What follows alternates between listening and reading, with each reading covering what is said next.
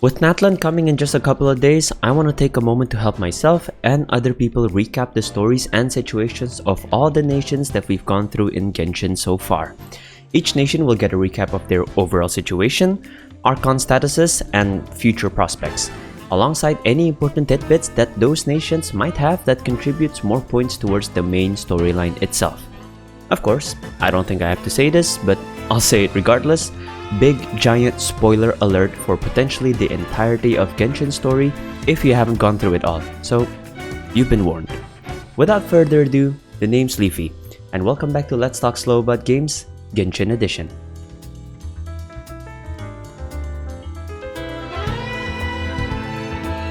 Of course, there is nowhere else for us to start this recap by looking at Mondstadt, our first home and where this whole story began. Looking at the situation side, however, quite frankly, there's nothing much that has happened through this nation in the past couple of patches. While it is the region that started it all for us, it has unfortunately lacked in attention when it comes to any new importance towards the majority of the lore, especially in the recent times. However, it is clear from the get-go that this nation will be the one to have been impacted the least by the overall storyline, since it's rather far away from any of the main story action, and a lot of its pivotal characters and the general lore itself is not available at the moment. But with more and more signs of returning Mondstadt members, Jean and her subordinates seem to have quelled the nation's concerns quite well after the Storm Terror incident, and since then led her nation without any major pressing issues. Now when it comes to the status of their archon, which is Venti or Barbados, he is now gnosis-less, having been the only one to have it been forcefully taken off of by Signora, and the people generally does not know what it is that he gets up to these days, or quite frankly ever in their history, so they kinda never did know what he's up to, but they still revere him as their god and acknowledge the fact that he still lives in the wind amongst them. The archon himself is more interested in spending most of his time delving into his bardic arts, but still looks after his people in the times of celebration such as Windbloom and the Wyleazen Fest. Now the future prospects that we can look forward from Mondstadt as a region itself, we will probably welcome the arrival of Dornman Port somewhere in early 5.0. At least I hope so, because god, they've been teasing that location for so long and I just kinda wanna see it come up. Plus, it will be the first expansion to Mondstadt's region since Dragonspine in version 1.2, which is almost 4 years ago at this point. So, quite frankly, I'm gonna be looking forward to that. Now, a lot of you would also probably be hoping to see the return of Grandmaster Varka from his Grand Expedition, seeing as we are probably getting a new character model design from what we can see how Capitano had been looking like. Things are shaping up to be pretty good for Mondstadt's hero to have a differing design of his own from what we've seen from previous character models. This could also mean that we expect to see Dormant Port being a vital point to the story of his return arc, seeing as, it's probably one of, if not Mondstadt's main point of international travel, so it wouldn't be amiss to think that we could see the port being narratively used in that regards. I do also think that we can expect to see more Mondstadt characters that join Varka's expedition return bit by bit, just like the way Mika did. And maybe, if the devs are looking to make it this way, we could see other big Mondstadt names such as Seamus Beck, who is the Seneschal of the Favonius Church, and Varka's second-in-command Frederica Gunhilder, who, as you can probably tell, are Jean and Barbara's parents. Maybe they can make a return, or maybe they can become playable characters. We never know at this point because there's little to be known when it comes to Mondstadt's development, but at least we know that there's enough source material for them to play around with. Now we move on to Liyue, which is where we found out that things were getting serious, and we understand that the Tsaritsa has a major plan in place for Teyvat, which sees her on a quest to gather all the gnosis from her fellow archons, whether or not they like it. So, the overall situation of Liyue, after Morax decided to test the mettle of his people, the Chisings took over the daily ruling of Liyue from the hands of the Adeptus. They now make the decisions without having to fully consult the deities and are also trusted to take care of Liyue on their own. And they've proven it to them in multiple occasions, so at the moment, the Chisings are in great control of Liyue. In terms of archon status, we look at Rex Lapis, who we now know as Zhongli. And not only was he the first to willingly trade away his gnosis in return for something else, he was also presumed dead by the populace of Liyue, at least the general populace, because, well, he showed up dead to all of them during the Rite of Descension. However, apart from the Adeptus and some other deities, we also know that the members of the Chisings actually know that Rex Lapis is indeed still alive. He just decided to peace out of being an archon. Still though, I don't think they are aware that he is now known as Zhongli. At least, Keqing hadn't been aware. We don't know what Ningguang thinks since we've never seen her interact with Zhongli for the entirety of Genshin's story, so we can probably look forward to seeing that happen in the future. Now, the overall future prospects of Liyue, considering the amount of lore that Liyue holds in Teyvat's general history, it's safe to say that we'll be seeing this region very often when it comes to all the future happenings in the main story. The big one is of course still being the fact that the chasm is where the Hilichurls go to when they are about to run the courses of their lives, and seeing as it is still one of the only two places in Teyvat which still has the giant divine nail still nestled deep within its depths, it's clear that we're probably gonna see it be a part of something big in the future. We also need to remember that Mount Aotsang still houses that one defiled statues of 7 that's supposed to belong to Venti and Mondstadt, because in the end, Dainsleif didn't really get to destroy it.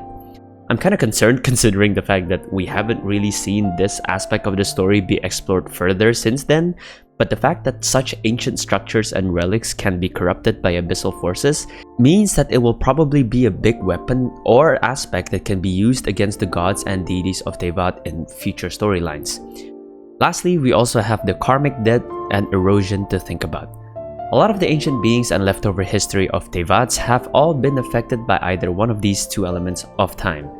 and most of the effects that we've seen of this happening had been from Liyue. While we've yet to see karmic debt become that much of an explicit issue out of Liyue, erosion has become a topic that even other gods like A have been trying to fight against and be wary of. It is also not too far-fetched to say that the dark magic that once engulfed the deserts of Sumeru and eventually led to the demise of both King Deshret and Greater Lord Rukkhadevata is similar to a form of one of these two soul-corrupting phenomenon. We'll just have to see if it plays a further role in the rest of Teyvat's upcoming regions. And now we move on to Inazuma, which is where we get more of a glimpse of what sort of damage and loss did that cataclysm from 500 years ago incur upon the people and even the gods of Teyvat.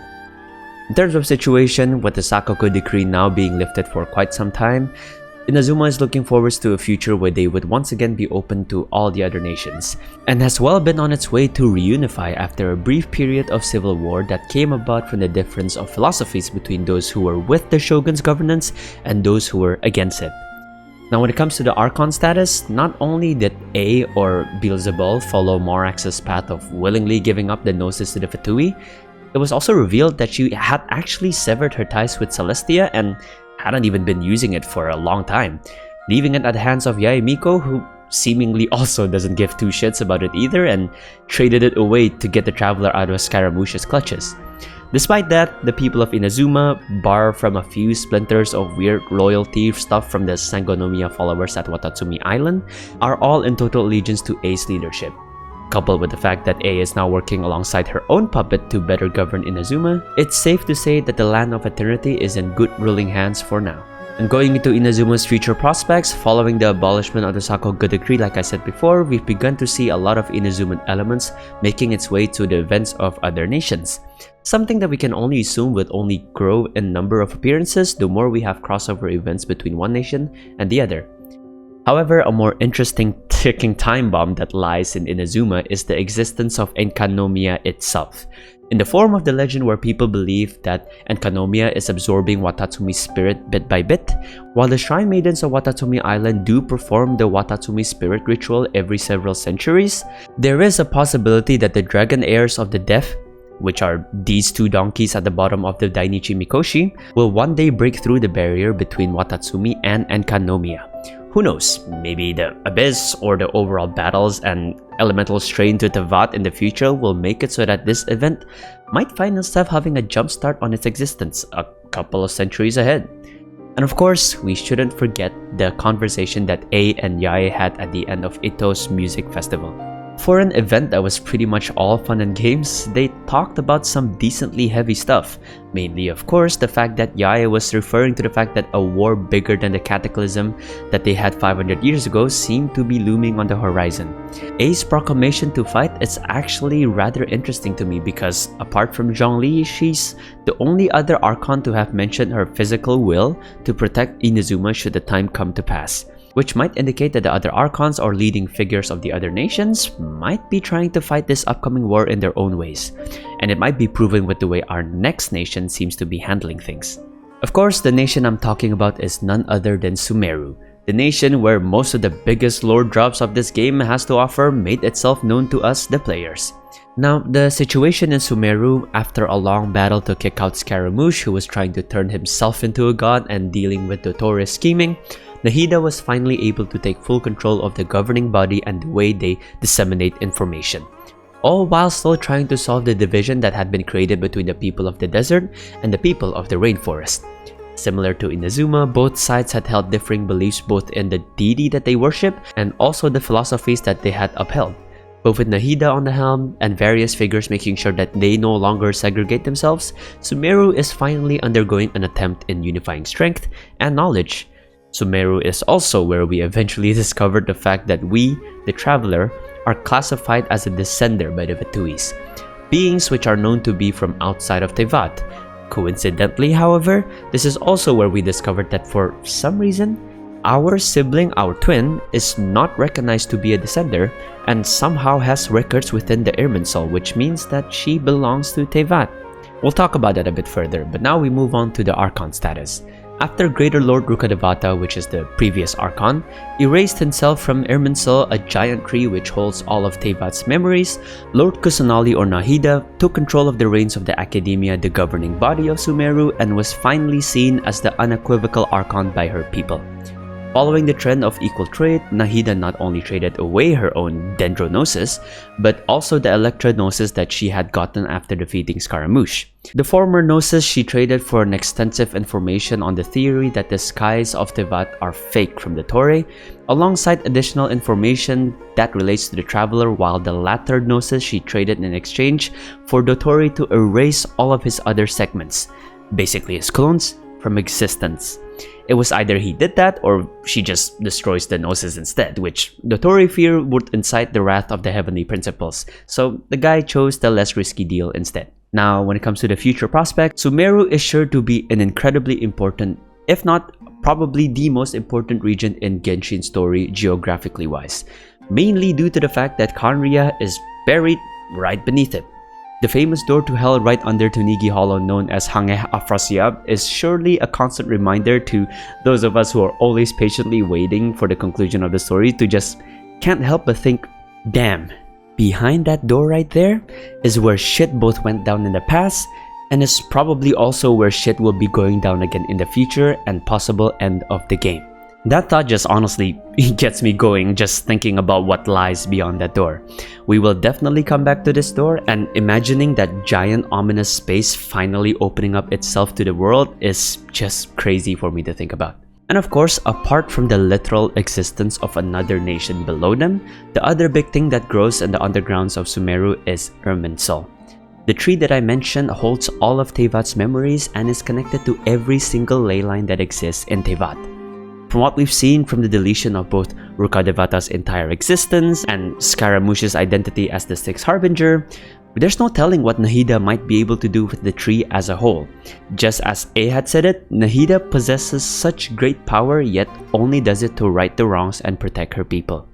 But with the amount of instabilities that we've seen in regards to the ley lines and the fact that the Abyss Order would probably want to manipulate the tree soon enough,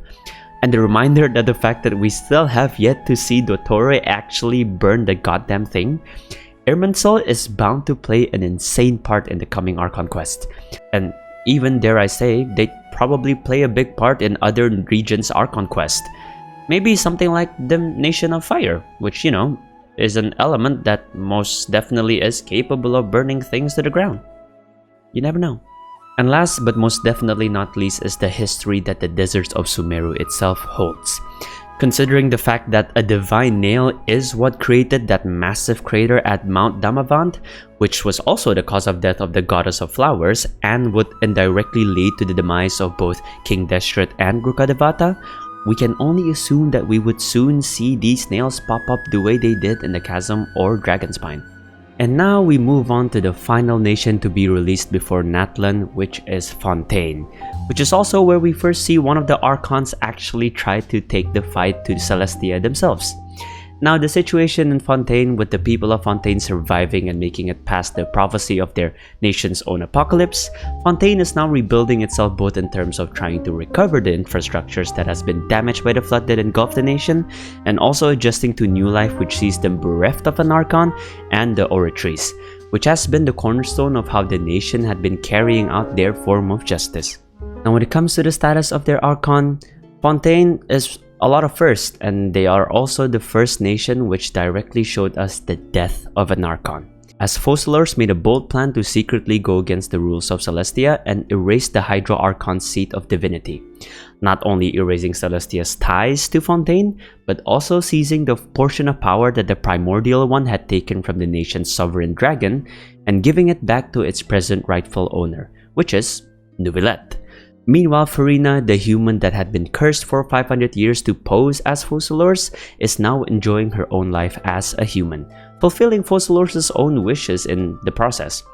The Hydrognosis, on the other hand, was given away to Arlecchino by Neuvillette as a diplomatic gift, when really he was just advised by Skirk to throw it away, since in his hands, that item felt more like a curse and can instead lead to further problems in the future. Now to the final future prospects that we'll be looking into, with Fontaine becoming the first nation to actually fully relinquish its ties from Celestia, I can only imagine that there will now be huge developments in terms of how a nation that is now fully run by its sovereign will act in retrospect to the other nations.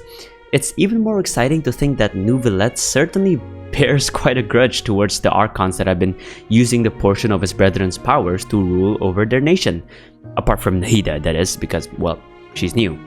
And it'll be interesting to see him confront those archons over their previous allegiances to Celestia. We could have gotten a glimpse of that in this year's Lantern Rite, but with Zhongli chickening out of actually coming face to face with Neuvillette, we're gonna have to actually wait a bit longer for something like that to happen. The other factor that arises from Focalors' deception is the knowledge that the heavenly principles is in some way or form unable or is not available to notice the plans that Focalors had tried to enact.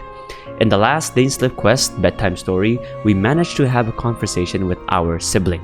who revealed the notion that Focalors' plan succeeded, most likely because the heavenly principles was still in a slumber and is more than likely to not be privy to the plans that are currently being made to combat against Celestia and the Abyss Order's plan to revive Khaenri'ah. This can be a major turning point in terms of what sort of happenings we can see from the Tsaritsa and the Abyss Order, considering the fact that our siblings themselves have made the move to get the Loom of Fate going, and the fact that Capitano is not even trying to hide his moves from the Pyro Archon means that both sides are starting to really turn shit up. So I can expect the 5.0 and Natlan series of Archon quests to be a chain of events that will not only be vital to the highlighted nation itself, but towards the rest of Tevat's story development as a whole. And that's about it when it comes to recapping the status of all of Genshin's nations. Hope you all have enjoyed it or have at least taken something from the video. If you like it, do feel free to leave a like, and if you have some thoughts to share, also feel free to leave it in the comments down below.